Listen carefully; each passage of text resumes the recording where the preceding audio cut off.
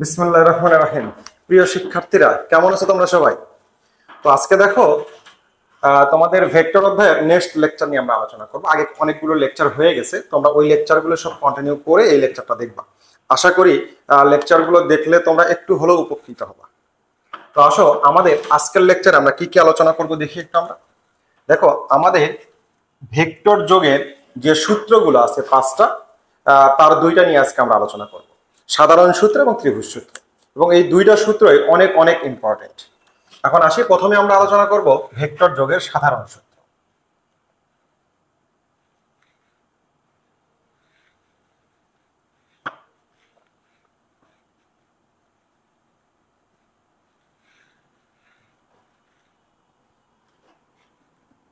আচ্ছা দেখো, ভেক্টর যোগের সাধারণ সূত্র আমরা কিভাবে এই সূত্রটাকে রিপ্রেজেন্ট করব।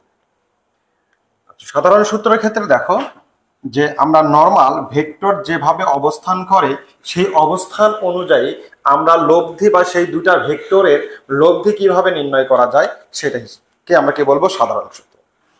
দেখো সেটা কি রকম, তাহলে দেখো, যদি কোনো দুইটি ভেক্টর এমনভাবে অবস্থান করে, যদি কোনো দুটি ভেক্টর এমনভাবে অবস্থান করে যেন প্রথম ভেক্টরের শীর্ষবিন্দুর সহিত দ্বিতীয় ভেক্টরের আদি প্রান্ত একই বিন্দুতে অবস্থান করে, তাহলে প্রথম ভেক্টরের আদি প্রান্ত হতে দ্বিতীয় ভেক্টরের শীর্ষ প্রান্তের মধ্যবর্তী সংযোজক সরলরেখাকেই আমরা কি বলবো, লব্ধি।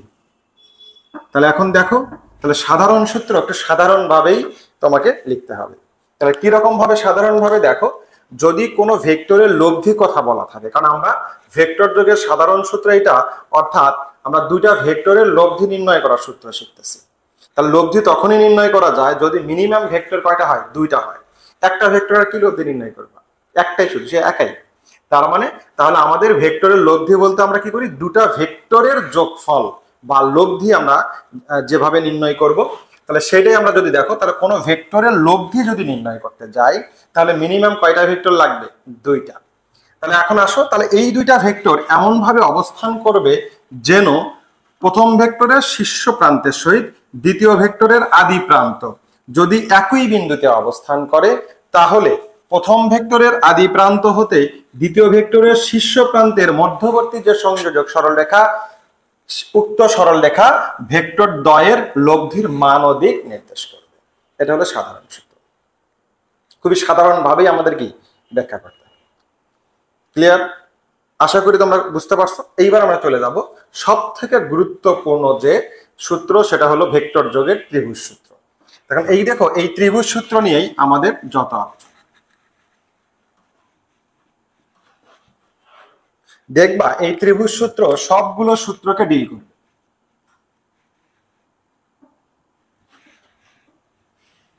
আচ্ছা, ভেক্টর যোগের ত্রিভুজ সূত্র। তাহলে ত্রিভুজ সূত্রের আমরা লব্ধি, যদি কোন ত্রিভুজের লব্ধি কিভাবে নির্ণয় করতে হবে সেটাই আমাকে লিখ দিবে কে, এই ভেক্টর যোগের ত্রিভুজ সূত্র। তাহলে এখন আসো, তাহলে এই ত্রিভুজ সূত্রে ব্যাখ্যা দিতে গেলে আগে আমাদের একটা ত্রিভুজ অঙ্কন করে নিতে হবে। তাহলে দেখো, একটা ত্রিভুজ আগে তুমি অঙ্কন করে নাও।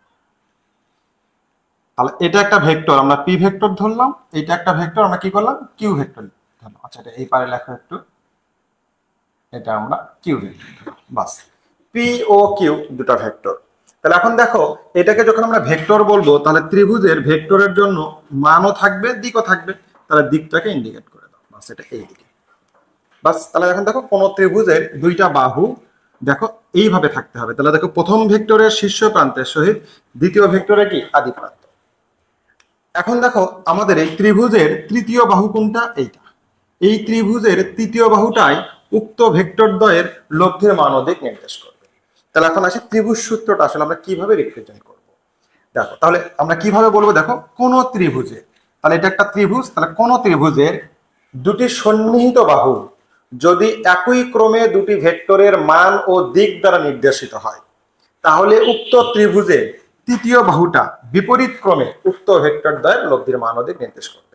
এখন এসে আমরা কিভাবে এটা বুঝবো, দেখো, তাহলে কোন ত্রিভুজের দুইটা সন্নিহিত বাহু যদি একই ক্রমে থাকে, তাহলে দেখো, কোন ত্রিভুজের সন্নিহিত বাহু দেখো, এই দুটাও, এই দুটাও, এই দুটাও, আমরা দেখো লেগে থাকা বাহুগুলোকে কি বলি, সন্নিহিত বাহু, কিন্তু সূত্রে বলে দেওয়া আছে সেই দুটাই ত্রিভুজ সূত্রের জন্য সন্নিহিত বাহু যেই দুইটা ভেক্টর একই ক্রমে থাকবে। তাহলে এইখানে আমরা দেখব একই ক্রমে আছে কোন দুটা ভেক্টর, সেটা এই ত্রিভুজ সূত্রের জন্য সন্নিহিত বাহু। আসো তাহলে দেখো এই পি ভেক্টর এবং কিউ ভেক্টর দেখো তো এরা একই ক্রমে আছে কিনা, দেখো একটার শীর্ষ প্রান্তের সাথে আরেকটার আদি প্রান্ত, তাহলে এটাকে আমরা বলতে পারি হলো একই ক্রমে থাকা, অর্থাৎ একজনের ডান হাতের সাথে আরেকজনের বাম হাত, ওর ডান হাতের সাথে আরেকজনের বাম হাত। অর্থাৎ তোমরা গোলাসুট খেলছো তো, যে গোল হয়ে একজনের হাত ধরে আরেকজন খেলে, দেখবা একজনের ডান হাতের সাথে আরেকজনের বাম হাত, ওর ডান হাতের সাথে আরেকজনের বাম হাত, তাহলে এই যে ক্রম এটাকে বলা হলো একই ক্রম। অর্থাৎ শীর্ষবিন্দু ভেক্টরের ক্ষেত্রে তাহলে ক্রমটা কি হবে, যে একটা ভেক্টরের শীর্ষবিন্দুর সাথে আরেকটা ভেক্টরের পাদবিন্দু, এইভাবে যদি ভেক্টর গুলো সংযুক্ত থাকে তাহলে আমরা সেই ভেক্টর গুলাকে কি বলবো, একই ক্রমে অবস্থান করে। তাহলে এখন এই ত্রিভুজ সূত্রের মতে তাহলে সন্নিহিত বাহু কোনগুলো হবে, যে দুইটা ভেক্টর একই ক্রমে থাকবে তারাই হবে হলো সন্নিহিত বাহু বা সন্নিহিত দুটি ভেক্টর। আশা করি বুঝতে পারছো, এটা কাজে লাগবে কখন একটু পরে বুঝতে পারবা। এখন আসি দেখো তাহলে তাহলে এই ক্ষেত্রে আমরা সন্নিহিত বাহু আমরা বুঝে গেলাম কোনটা, পি আর কিউ দেখো একই ক্রমে আছে। এখন আসি আমরা দেখো এই যে লব্ধি আর, দেখো লব্ধিটা কি হবে, ত্রিভুজ সূত্রে বলা আছে বিপরীত ক্রমে। দেখো এটা এই দিকে যাচ্ছিল, আটটা যদি একই ক্রম হইতো তাহলে এর শীর্ষবিন্দুর সাথে এর পাদবিন্দু থাকা লাগতো, তা কি আছে না, তাহলে দেখো ঘুরে গেছে কিন্তু, তাহলে এর শীর্ষবিন্দুর সাথে এর শীর্ষবিন্দু, তার মানে দেখো আটটা আমার কিভাবে বিপরীত ক্রম। ক্লিয়ার? তাহলে আমরা কোন ত্রিভুজের সন্নিহিত বাহু ওই দুটা বাহুকে বলবো যেই দুইটা বাহু একই ক্রমে অবস্থান করবে। তার মানে এই ত্রিভুজে তাহলে ভেক্টর কোন দুইটা, আর আর পি না, পি আর কিউ। দেখো এইটা দিয়ে কতগুলো এমসিকিউ তোমাদের অ্যাডমিশনে আসে তুমি হিসাব করতে পারবে না, তবে এত এমসিকিউ জাস্ট এই একটা কনসেপ্ট থেকে আসে। পরে আসতেছি সেই এমসিকিউ নিয়ে, দেখো আশা করি এই লেকচারটা পুরোটা যদি দেখো তাহলে এখান থেকে যে কোনো ধরনের এমসিকিউ আসলে তুমি পারবে। তাহলে এখন সূত্রটা লিখে ফেলো। তাহলে সূত্রটা কিভাবে লিখবে দেখো, কোন ত্রিভুজের দুটি সন্নিহিত বাহু কিভাবে থাকবে, একই ক্রমে। তাহলে কোন ত্রিভুজের দুটি সন্নিহিত বাহু একই ক্রমে দুটি ভেক্টরের মান ও দিক নির্দেশ করলে, কারণ ভেক্টর মানে কি থাকবে, মানও থাকবে দিকও থাকবে, এই জন্য কোন ত্রিভুজের দুটি সন্নিহিত বাহু একই ক্রমে দুটি ভেক্টরের মান এবং দিক নির্দেশ করলে তাহলে উক্ত ত্রিভুজের তৃতীয় বাহুটা কিভাবে বিপরীত ক্রমে উক্ত ভেক্টর দ্বয় অথবা উক্ত ত্রিভুজের লব্ধির মান ও দিক নির্দেশ করবে। আশা করি এইটা যদি বোঝো আমার এই একবার উচ্চারণেই তোমার এটা মুখস্থ হয়ে যাবে। তাহলে কোন ত্রিভুজের দুটা সন্নিহিত বাহু, ওই দুটা সন্নিহিত বাহু কি করবে, ভেক্টর যেহেতু মান ও দিকে যদি নির্দেশিত হয় তাহলে উক্ত ত্রিভুজের তৃতীয় বাহুটি বিপরীত ক্রমে উক্ত ভেক্টর দ্বয় অথবা ত্রিভুজের লব্ধির মান ও দিক নির্দেশ করবে। তোমরা এটা একটু লিখে নিবা। এইবার আসি দেখো যে আমরা এই সন্নিহিত বাহুটা কেন শিখলাম। আচ্ছা তাহলে এখন আসি আমরা দেখো, তাহলে এই ক্ষেত্রে আমরা যদি ত্রিভুজ সূত্রটাকে ব্যাখ্যা দিতে যাই, তোমার ত্রিভুজ সূত্র তাহলে কি হবে দেখো, লিখবা যে কোন ত্রিভুজের দুটি সন্নিহিত বাহু পি ভেক্টর এবং কিউ ভেক্টর তারা মানে ও দিকে নির্দেশিত হলে উক্ত ত্রিভুজের লব্ধি আর হলে তখন লিখবা যে আর ভেক্টর ইকুয়াল টু তাহলে পি ভেক্টর প্লাস হলো কি দেখো তো কিউ ভেক্টর। তাহলে আমরা লিখতে পারি না, কারণ দেখো এই আরটা হলো লব্ধি কার্যফল এই ত্রিভুজের দুটি সন্নিহিত বাহুর বা সন্নিহিত ভেক্টরের যোগফল। ক্লিয়ার? এখন আসা যাক দেখো, তাহলে আমাদের দেখো একই ক্রমের যে দুইটা সেটাই হলো বাহু। এখন আসো আমি এই ক্রমটাকে ঘুরাই দেব, বাস। তাহলে এখন আমি এটা কি করলাম, এর তীর চিহ্ন এইদিকে দিলাম, এর তীর চিহ্ন এইদিকে দিলাম, বাস। তাহলে এখন ত্রিভুজ সূত্র মতে এখন দেখো তো লব্ধি আমার কোনটা হবে, লব্ধি সেটাই দেখো যে দুটা একই ক্রমে থাকবে তারা হবে কি সন্নিহিত বাহু। আগে আমার সন্নিহিত বাহু ছিল কি পি আর কিউ, এইবারে দেখো সন্নিহিত বাহু কিন্তু হবে পি আর হচ্ছে কি আর, কারণ এই দুইটা বাহু ত্রিভুজের একই ক্রমে আছে। দেখো এটা যেদিকে যাচ্ছে এটা দেখো এর শীর্ষবিন্দুর সাথে এর পাদবিন্দু, তাহলে এটাকে আমরা বলি একই ক্রম। তাহলে এইবার এই ক্ষেত্রে আমার সূত্র কি দাঁড়াবে, তাইলে দেখো তো পি প্লাস আর, এইবার আমার লব্ধি হবে হলো কিউ ভেক্টর। বুঝতে পারছো? তাহলে এই ক্ষেত্রে আবার আমার ভেক্টর কোন দুইটা বলো তো ত্রিভুজের, পি আর হলো আর হচ্ছে হলো শুধু ভেক্টর, আর এখানে কিউটা হবে হলো কি তোমার লব্ধি ভেক্টর। ক্লিয়ার? তাহলে এইবার দেখি আমরা, দেখো এইবার কি করলাম, এই যে আর এবং কিউ এই দুটাকে দেখো আমরা কিন্তু একই ক্রমে দিলাম। তাহলে দেখো আমরা অলরেডি শিখে ফেলছি একই ক্রমে যে দুটো থাকবে তারাই হবে হলো ত্রিভুজের সন্নিহিত বাহুর ভেক্টর। আর যেটা তৃতীয় বাহু থাকবে তাহলে সেটা কি হয়ে যাবে, বিপরীত ক্রমে উক্ত ভেক্টরদের লব্ধির মান ও দিক নির্দেশ করবে। তাহলে এখন দেখো এই ক্ষেত্রে আমরা কি লিখতে পারি, দেখো তো আর ভেক্টর প্লাস কিউ ভেক্টর, এইবার লব্ধি কে বলতো, পি ভেক্টর, এইবার হলো তোমার লব্ধি। এখন বুঝতে পারছো কেন আমাদের এই সন্নিহিত বাহুটাকে এত সুন্দর করে বোঝা উচিত? কারণ এটা বুঝলে আমাদের এই কনসেপ্টটা কিন্তু খুব সহজে বোঝা যায়। আসো এইবার আমরা এই তিনটা ভেক্টরকে যদি আমরা একই ক্রমে দেই, দেখবেন তিনটাই কিন্তু একই ক্রমে। ত্রিভুজ সূত্রে কি বলা আছে তিনটা একই ক্রমে? তিনটার যে কোনো দুইটা একই ক্রমে থাকবে, আরেকটা কি থাকবে, বিপরীত ক্রমে উক্ত ভেক্টরদের লব্ধির মান ও দিক নির্দেশ করবে। তাহলে এই ক্ষেত্রে এখন আমাদের কি হবে দেখো, এখন আসে দেখো তো আমাদের একই ক্রমে যদি হয় সেই ক্ষেত্রে দেখো আমাদের যে কোনো দুইটাকে আমার সন্নিহিত বাহু ধরে নিতে হবে আর বাকিটাকে কি লব্ধি ধরতে হবে। লব্ধি যদি ধরি দেখো তাহলে আমি পি এবং কিউ এই দুটাকে আমি একই ক্রম ধরবো, তাহলে এই দুটো একই ক্রম, তাহলে এইটাকে আমার তাহলে জোর করে আমি কি করব, বিপরীত ক্রম করব। তাহলে জোর করে যদি আমরা কোনো ভেক্টরকে বিপরীত ক্রম করে ফেলি তাহলে তার বামে একটা কি আসে, বিপরীত চিহ্ন, মাইনাস চিহ্ন আসে। বাস, তাহলে দেখো আমি মাইনাস আর চিহ্নটাকে উল্টাই দেবার মাইনাস করলাম, তাহলে আগের অবস্থায় ফিরে গেলাম কিনা, উল্টা আগের অবস্থায়। তাহলে এই ক্ষেত্রে দেখো তাহলে আমাদের এই দুইটা হলো একই ক্রম আর মাইনাস আটটা হচ্ছে হলো কি বিপরীত ক্রমে। এখন আসি তাহলে এইটার সূত্র, তাহলে আমাদের কি দাঁড়ায় দেখো তো, পি প্লাস কিউ, আমরা জানি এই দুইটার যোগফল লব্ধির সমান। ওকে, এখন এটাকে যদি তুমি বাম পারে নিয়ে আসো তাহলে পি প্লাস কিউ প্লাস হলো আর ইকুয়াল টু কত, 0। তার মানে ঘটনা দেখো তো, যদি তিনটা ভেক্টরই একই ক্রমে থাকে তাহলে আমাদের ব্যাপারটা এইটা দাঁড়ায় কিনা দেখো তো, যে P plus Q plus R equal to হলো 0।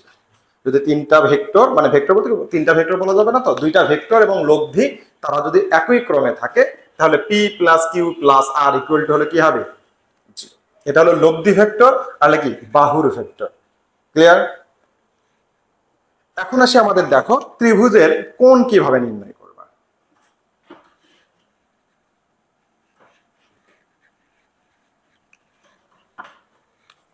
দেখো এটা আমাদের পি ভেক্টর।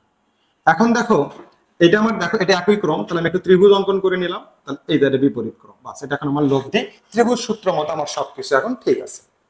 আচ্ছা, এখন আমাদের যেটা করা হয় যে তোমাকে বলবে এইটার কোণ হলো 30 ডিগ্রি, এইটার কোণ হলো 40 ডিগ্রি।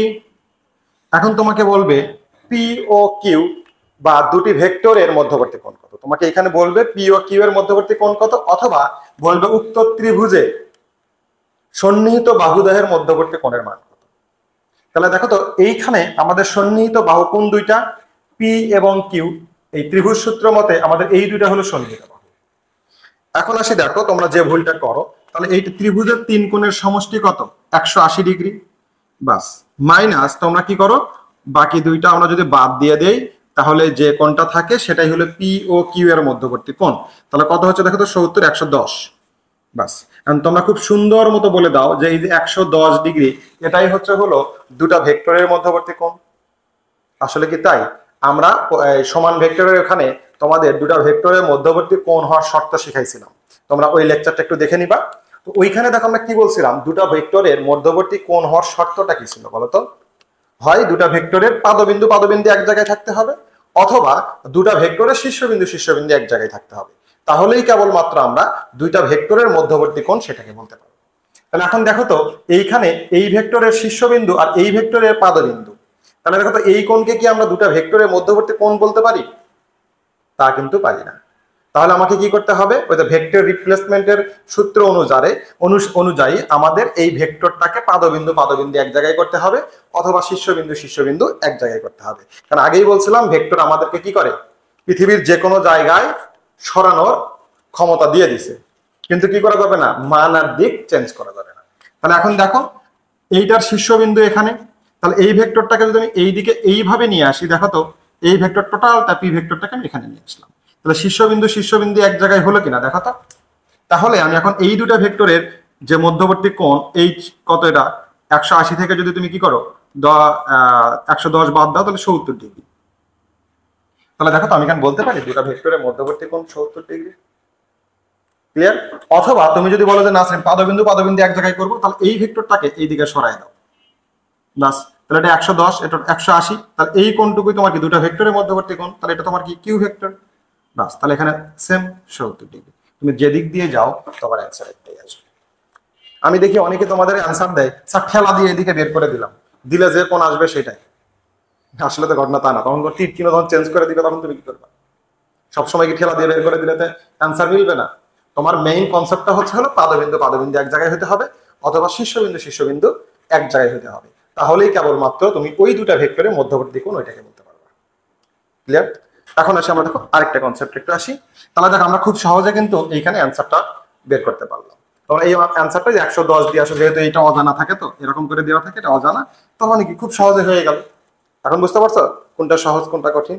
খুব সহজ জিনিস আমরা অ্যাডমিশনে ভুল করে থাকি।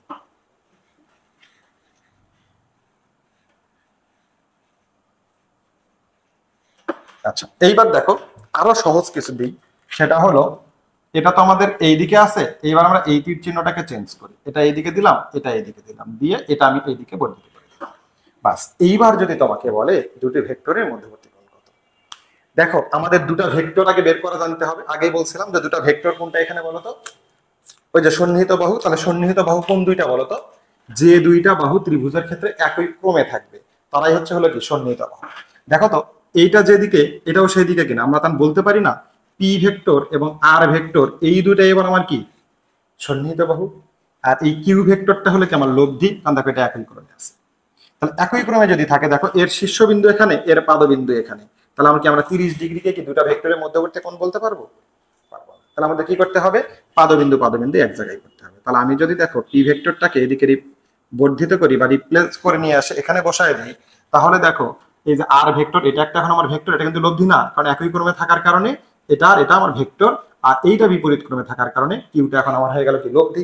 তাহলে এখন আসে দেখো, তাহলে 30 ডিগ্রি আমার কোণ না, তাহলে আমার কোনটা এই যে এটা, তাহলে 180 থেকে 30 যদি বাদ দাও তাহলে কত হয়?